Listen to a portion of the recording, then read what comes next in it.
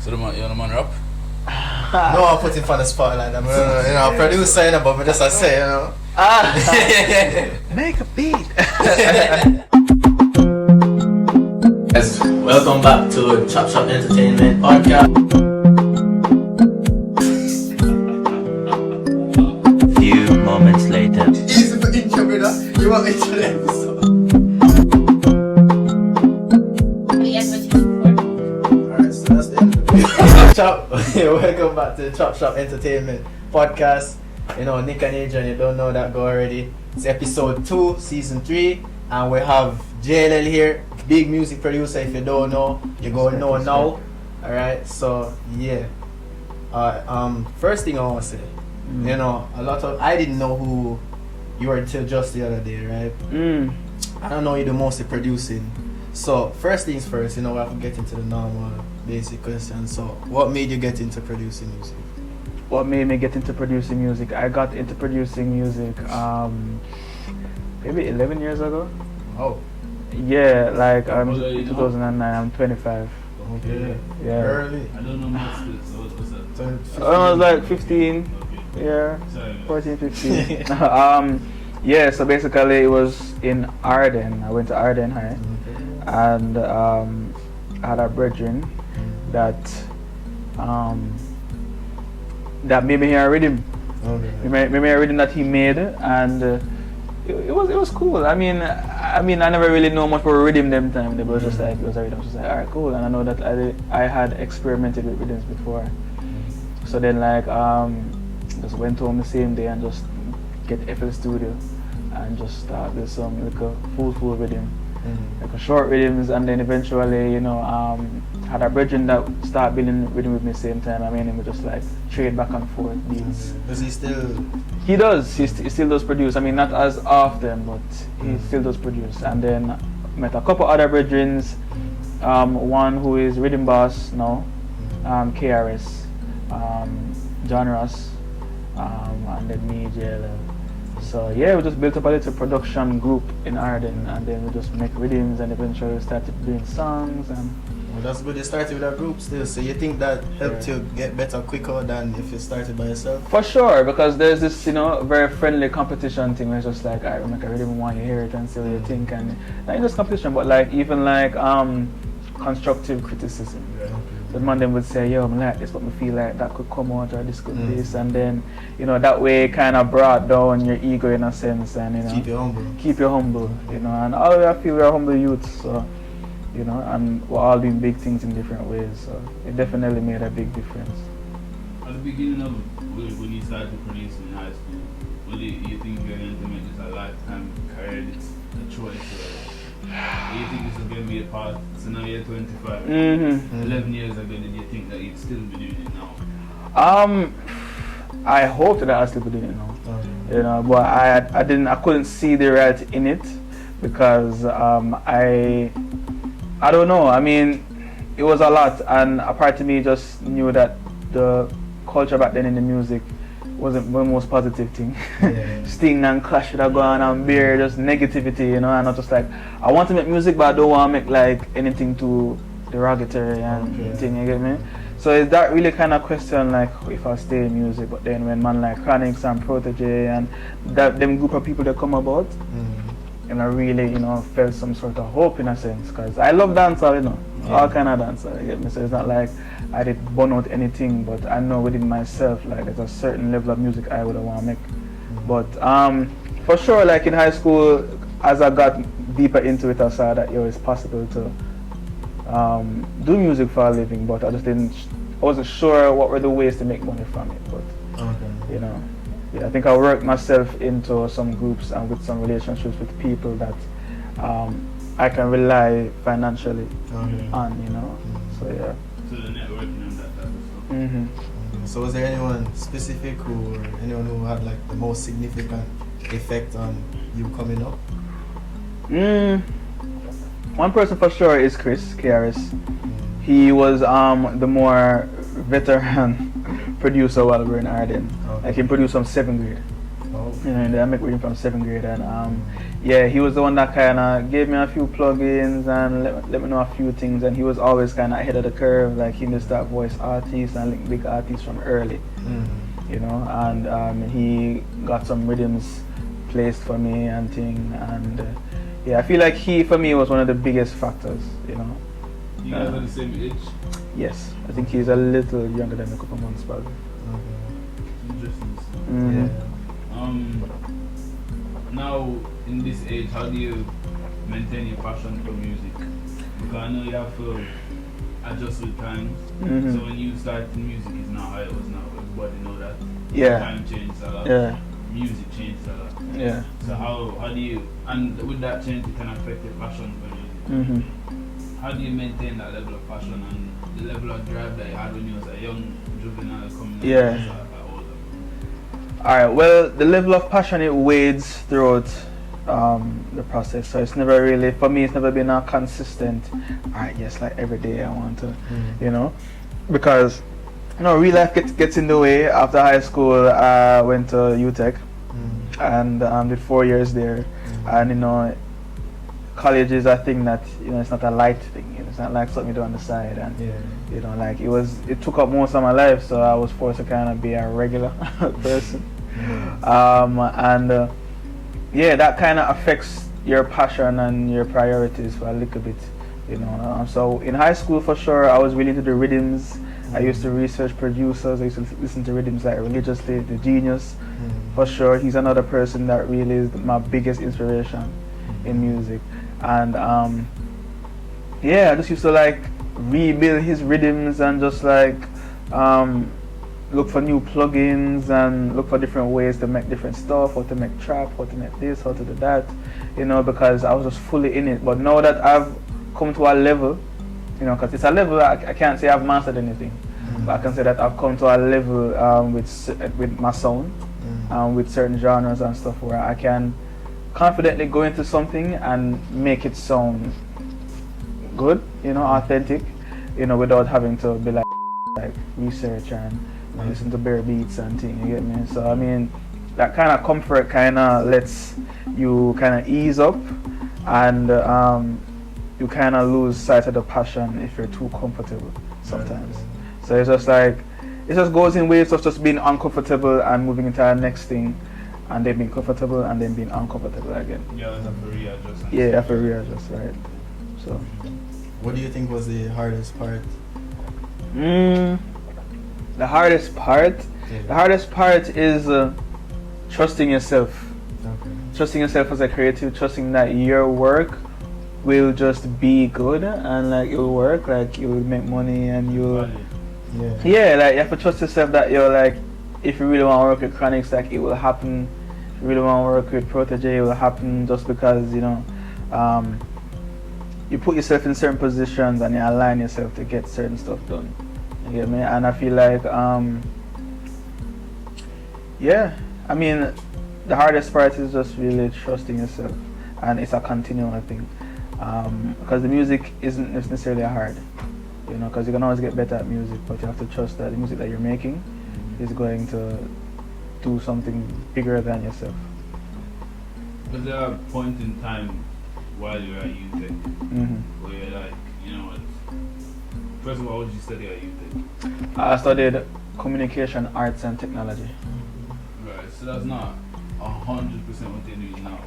It is only 5% of what I do. That's like along the line of questioning, like when or was there ever a time while you're at school you're like, you know, You have to pick one. this Every year. Is either I sit Every down year. and study my book or I go learn and harness some craft from making music and things. So how you battle through that, how you balance it, because you have to balance it.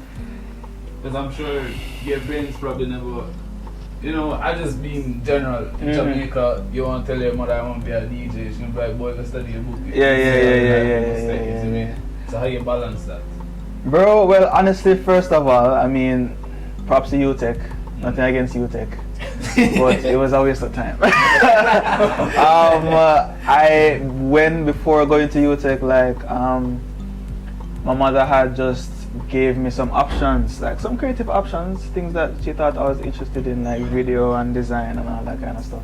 So then like I was just like, alright, cool. Then she showed me BCAT, which is the thing I studied.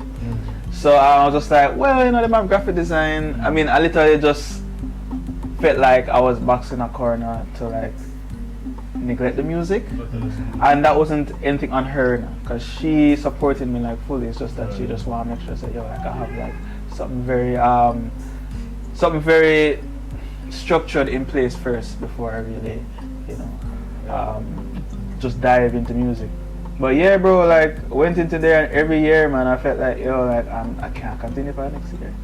What did you I did because I was just too afraid of the unknown. Like That's if it. I, You didn't know yeah, and then the music in the way. right, exactly. Just like you have to go back to school, brother. to feel accomplished. Right, but then it's just like I've completed school, I've got my degree, like And the music is taking off. the music is taking off, but I was doing music while I was in school, which is good. Like how you stopped a little bit during high school. Mm-hmm. So at what point You did have a it? lot more to learn. Yeah, so at what point did you feel like it really took off? Took off. It's an interesting thing because I had a little snafu with someone, a producer who had put up my rhythms and didn't credit me. So like I have some songs out there that people don't even know I produced. Like I think it's Fire by Idonia, Wicked Man Thing by Popcorn, Yeah. Breadfruit, yeah, Ching Ching.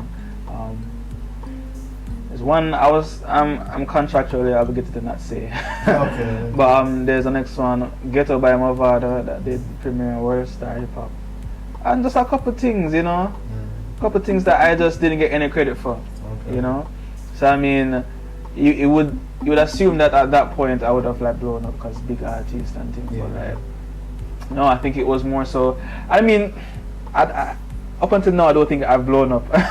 You know, but I just think that there was a point where I gained more traction, and that was, I think, it's probably last year for sure, because I mean obviously I did some work with Jazzy Lease for Fresh and Clean, and that in itself did well on its own, but then last year with the Della Move, with a little bit of money with the Savannah Mango, with like the album with Through the Roots, and some other things, it's just like that's last year felt like things were picking up, like things were getting serious, you know. So I feel like it was really just last year, and as I said, I've been doing music for like 11 years. So you can really imagine that, yo, like I started making money in music in 2018. I did not make much money in music, but then it's not to say that it usually takes that long, but just because I went to UTECH and I couldn't really. It's so on the progress. Right, exactly, yeah. So it took a while, but trust me, bro. Like I mean, I do think if I was out of UTECH, obviously maybe things might not have been the same, but I would have definitely, you know, climbed up in some way. So if there's anything you could have changed, it would have been that going to UTECH. I mean, I wouldn't change it though, because I definitely met some very important people there that I know in my life right now. Okay. And I had some good experiences. I said? The girlfriend. Yeah, well, you know, I didn't meet my girlfriend there, but being at UTECH is a part of the reason why I even meet my girlfriend. Okay. Well, the girlfriend that I had. Okay. Yes, so I mean, you know, but there are good things that happen at UTECH for sure, but I just wouldn't advise anyone who is thinking of going to college to really just go blindly, like jump blindly into it, because trust me, all it really is a system, you get me? A system to prepare you for I sound like a Rasta man now, but like what the government wants a citizen to be, which is productive, you want to work, you want to be in the facets that they provide for you.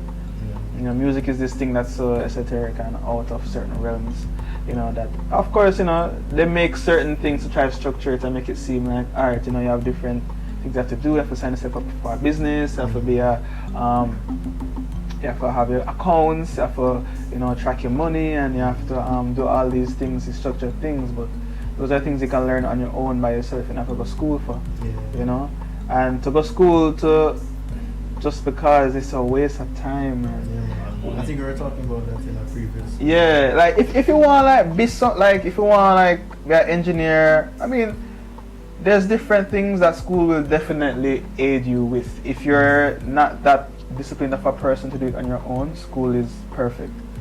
But at the end of the day, it's just like some people just need to trust themselves, because I have to trust myself. Like, if you were to just jump out of high school, just take your time, even if you take a year off, you know, just surround yourself with good people, with good energy, with information, you know, before you jump into the big decision of going to college. You get me? Because boy, it can do wonders and it can make you make money later in life, but for some people it's horrible, bro. Like, people struggle. I've seen it, and I have struggled myself too. So, you know, yeah. So, what advice do you have for any youngster who wants to decide to, you know, get into producing and to youngsters? Look at you. Maybe you start early, like you were, maybe later old age, anything like that. Yeah. Yo, anything is possible. As cliche as that sound, it's just to say that if you want to do something that's, you know, out of the norm, that's creative, that's kind of unsure, the best bet you have is to learn as much about that thing as possible. And do not subscribe to the hype. Jamaica have this thing about hype. Hype is a thing where keep people stagnant. You know? Kill it before you even get to that. Right, exactly. Like, it's good to be around people that constantly build you and can give you constructive criticism, but also support you. But for sure, my advice is just, yo, if you want to do something, if you're passionate about something, learn the most about it. Do the most. Some people are afraid of doing too much, you know. Some people, because, you know, people who are just really good at what they do, you know, some of them just kind of get too comfortable. Yeah. But some people, and I'm sure you guys know some people who just like zone into things, and they're like so crazy good at it. It's just like they're not on any league with anybody. And that's what I think everyone needs to strive towards and what they love doing. Like, be so good at it that people don't like you. You know, like just certain because at the end of the day it's about you and what you want. And you will find people and find places that will fit who you are as opposed to you trying to fit in. You get me? Yeah. So I feel like, yeah, just have to trust yourself and just don't try to fit in. I mean, your parents are good settings, of course your parents are people as well. They were you at one point in life. Or, you know, but their parents imprint their insecurities on the children, you know, and it's important to know that parents can be very unsure as well, and the unsureness comes about in strictness. Yeah, like it's like, no, don't do this, can't work, you know. But them in their head, like them just can't fathom how my son going to music. I mean, not my parents. My parents believed in me, but there are some parents that they just can't fathom them children doing something that's like there's no boss, there's no paycheck to get at the end of the month. You don't know how them raised. Right, exactly. Like yeah, bro, like them grow up hearing stories about musicians, how this musician broke, or they will have friends who want the music and they never work out, you know. So you have a lot of defiant kids in break out from them parents simply because a lot of parents raised them. Yeah, and I mean, for the most part, it's just because they care. But at the end of the day, like, I think it's more important for a parent to build the trust in the child, make the child be so confident, but also realistic, not have an ego per se, but just know that, yo, like, this can happen. I know I've researched the genius, who is a Jamaican, who, I mean, yes, he has a, you know, legendary father, but, I mean, he chose to just stick with music and he created a whole new lane in music, in dancehall music, you know, and is still doing crazy things abroad now, you know, and he's making crazy money. I mean, I'd assume so. Yeah. But then I mean, you know, like it's possible. Russian demand, it's possible. You get me? And it's just having that trust and putting stuff around person that can get you closer there. You know. 2 questions. One, who's the favorite person? Your favorite person that you've worked with so far. 2, when you're making a beat, producing a beat, what's that one thing you always say? This is going to be. This can be the next big track. And who do you, before putting it out, do you envision who you want to be on it? Is this a reggae artist like a crime? So if you want a dancer artist like a Alright, well, the first question, there's many people that I think I really enjoy working with. I don't want to say there's a best, but I have a brethren, Ayatash, that is really sick, Yeah, you know, and really open-minded with music, you know, and I just love working with anyone who's open-minded and like, you know, very current and up-to-date. Chronics is a man is always learn something when I'm around him making music. You know, Protege is a man always learn something around him when we're making music. You know, like there's just many artists and many producers I feel like really made an impression on me. And there's many more that I've listed, but I think those three are like some of the strongest for me. But yeah, when I make a rhythm and I feel like it's it, yo, like I just have to love it, yo. There was a period in my life, and I mean I still go through it sometime where like I used to just like listen to my rhythms, them like just like listen to them like songs, you know, like playlists, just play them and like, enjoy them, you know. But I feel like when I'm making a rhythm, when I'm at that point where like I'm thoroughly enjoying listening to it, it's just like the groove, everything, like I'm just in it, I'm just like, yo, man, like I'm just surprising myself, you get me? So like, once I'm in that groove, then I mean, to me that feels like it's it. Like even like with the little bit of money, like it was a rhythm I had from like 3 years ago, but it's only way different. It was really experimental. The drums were different. I decided, let me switch it up. Let me make it like a dancehall Afrobeat thing, and yeah, like it was grooving and it was like moving. And actually, the day I did work on it was the day that Governor heard it. You know, and it wasn't. I never bounced it out and I never finished it. You know, so then I mean, them thing they like kind of connect for me. But the last question was really what again? Those are two. The favorite artists you've worked with so far. Yeah. And how you know that this thing. Oh, I think you had said something about how choosing the artist for the rhythm. Right. Yeah, that too. Yeah, like I generally don't do that. I just make rhythm because I feel like I don't want to lock myself into what I think an artist wants. Because artists, most times, you know, I mean, always looking for something new or something different. You know, I mean, dancehall is an exception where artists can put out like like Intense, you know, put out 5 songs this week, and them sound very similar. You know, which I mean is just dancehall. You know, like people just want that energy. You get me? But yeah, I can't do that. I can't make 5 similar rhythm. You get me? Because my mind is always in a different place, and I feel like the thing about my rhythms that I try to maintain is just that element of that challenge. You know, it's just like I want artists to feel like they need to come out of their comfort zone to write something to it. You know, like Adela Move, where it's just like a trap, Ethiopian, Naya Bingi, horns. This is weird combination of sounds, you know, and like Senator Chronics and he just come up with something different, and it's just that, you know, something that can shake the space as opposed to just fit in. Yeah. Right. Yeah. So it's just that kind of vibe, you know. I think a good example of that too is with Savannah too, because Savannah's Nobody Man was very different for what people are used to, you know. Yeah, because Savannah was like most of the reggae, you know, the reggae sweetheart. Yeah. You know, beautiful, dark skin, like, yeah, she's gonna be this sweet singing reggae artist, you know. She's coming, Nobody Man, like, just switch, you get me? Dancer. And it's coming Mango, you know, switch again, and it's just like, that's just very important for the music. Keep on your toes. For sure. What they expect from the artist. Exactly, you know, and the rhythms, I'm sure when she heard them, she was just like, you know, like, it almost brought her out of her comfort zone, you know, she was like, this is the direction I want to go into now. So you think there's a need for producers, like you think there's a bigger need for more producers to be out there, more engineers to be out there? Because clearly you can't have the musician without somebody producing. So you think there should be a bigger need for it? One, I like to ask questions in multiple parts. One, two, I doubt it have an effect on you, but has COVID affected any of your progress, work, or anything like that? Alright, well the first question is there a need for more producers? No, I have a lot of producers. I think there's just there's a need for more management.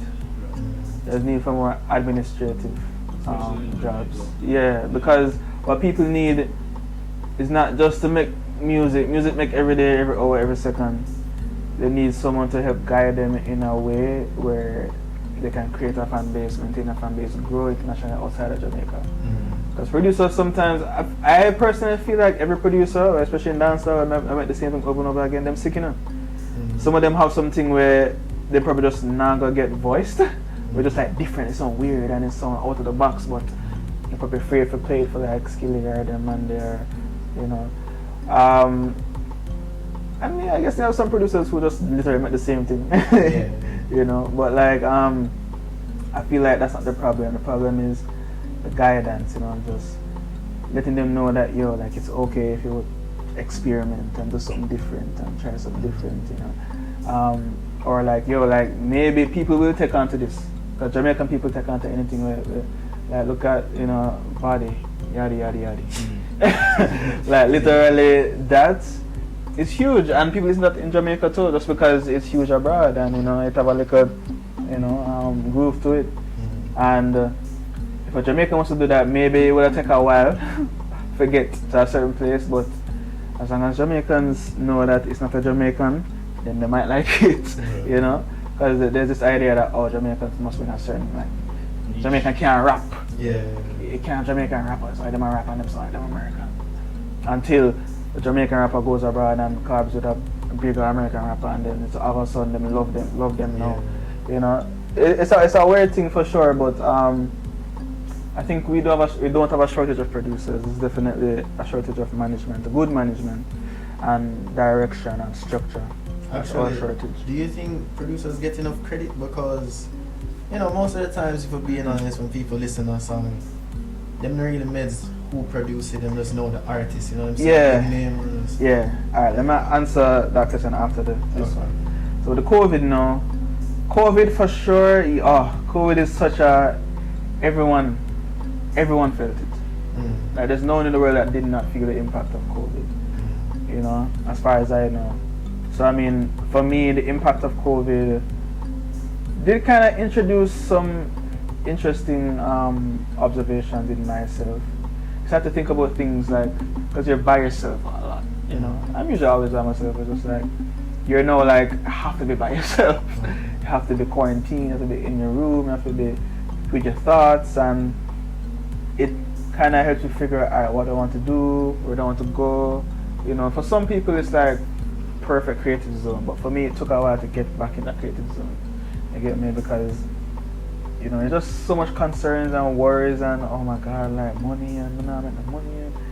But what had happened was I was already in conversations with man like Protege and you know thing, and Protege is another person that I feel like really helped me to be where I am right now, because he's the one that introduced me to Governor basically.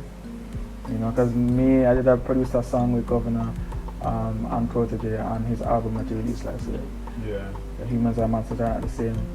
And then yeah. Something like that. Is it? City. In the city. Yeah, like in the city. Right, yeah. So then like through Protege now and the fact that they got their label deal, you know, like some money was coming in. You get me? Like they were giving out advances and stuff, you know. Obviously, we had a small group of producers that, you know, Protege had already been working with and familiar with. So then, yeah, we built up and, you know, some songs started to come about. And money came in, and then Connix Tune them come out, and then just started to come out. You get me? And it ended up being a really good year for music for me in the sense where of releases. Maybe I didn't make as much beats, as I said, because I was in a weird headspace, but the releases though were really good for sure, you know, and financially I think it was a good year too. But yeah, COVID did really affect me. But on to the next question, we producer credits. Yeah. Well, you see, Jamaica, I think at one point in time producers were like the thing. You know, like a Chimney Records, a Genius, where like they'll have their tag and like the artists would sing their name and things. doesn't seem to happen that often anymore, you know. But because the market is a lot more saturated with producers, and they're also making very similar sounding music. Yeah. You know, so it's just like, and especially in my situation where I made the songs with Popcorn and Ching Ching, you know, and I didn't get credited. Granted, I just really made the beat, you know, but then I wasn't called a producer, because the funny thing about the term producer and how we use it is that people class a producer as someone who gets the song, makes the song a song. Them don't have to make a rhythm, them don't have to write a lyric. They have to get the people in the same space. Like, they never have to engineer it, bro. Like, they just have to just be in the same space. They have to have the will and the ability and know-how to really get the parts of a song together. So they will say, yo, this artist link up with this producer. We could get some musician in. You know, me pay for the session. Yeah, you produce the song just like a DJ Khaled, you know. And nothing's wrong with that. You get me? You don't have to make the rhythm to be a producer. You can be a producer who basically just brings in musicians, let them play, and you just kind of guide them along. That's a producer. But a beat maker now is obviously someone who makes the beats, the digital beats and stuff. So in that scenario, maybe I was a beat maker, you know. And teach you something though. For sure, it did teach me something, but at the same time, I could get why I wasn't credited as a producer, but the issue was I wasn't credited at all. Okay. So then that's, I think, is the bigger issue as to whether, yo, if you're a beat maker or a producer. Credits. The fact that there's still a lot of songs out there that people don't know that I produce or that some people produce. Like, there definitely is a, you know, lack of creditation, you know, that the producers deserve, because it's half of the music. Yeah. So them deserve them credit, you know. Well, I mean, just to wrap it up then, what advice, I think I'd always ask you that, what advice would you give to yourself? So now at this age, what advice would you give to yourself when you were younger? When you just started in high school? Oh, yeah. The group, Yeah, good question. What advice would you give yourself? Also, what advice would you give to your friends that were in there? My advice is similar to the first advice, you know, which is I definitely should have trusted myself more, trusted my instincts, and been more open with my expression in music, because I do know there were times where I'll make like a weird beat or a beat that was very out there, but I spent a lot of time on it, you know, and then I put it out and it may not get the traction I wanted, and I just delete it on SoundCloud or something, you know what I mean? And yeah, like, it's just in my head, you know, my reasoning, you know, was kind of skewed as to what people like, what people want, and the truth is that, yo, like, if you have a track record of making decent stuff, chances are it's gonna be very hard for you to make something that's fully trash. So it's just that, or you put out, you just kind of have to trust, you know. There's always a scale or a level or a means by which people criticize things, and, you know, people say something isn't that way produced, it's too simple, it's too much going on. But at the end of the day, like, as I say, if you have a track record, just trust yourself and keep going. And the same thing with my brethren, them, like, yo, like, just yeah, like, trust the process and know that from your sick, there's always a place, there's always a opportunity, there's always a need for sick musicians, you know. You know, it's just always set in the right place, time, you know, and yeah, once those things are in place, then you're going to be successful. But right now, just honing on the talent, and then just hold the faith and see where it goes. Well, thank you very much for joining us today. Yeah, man, no problem, man. Thank you for That's the end of having the me. episode, guys. You know, Nick is their agent, and we're clearly joined by a very good producer, a young producer at that, JLL. If you guys don't know, the man wicked. If you listen to the music, a little bit of man, then you know, he produce it. Yeah, a reggae person that like the music, you know, Chronics and Protege. Right. So, I just want to send out many blessings to you. And Respect, thank you for bro. joining us on the episode today. So that's No it. problem. Wow. Oh, thanks, something, huh?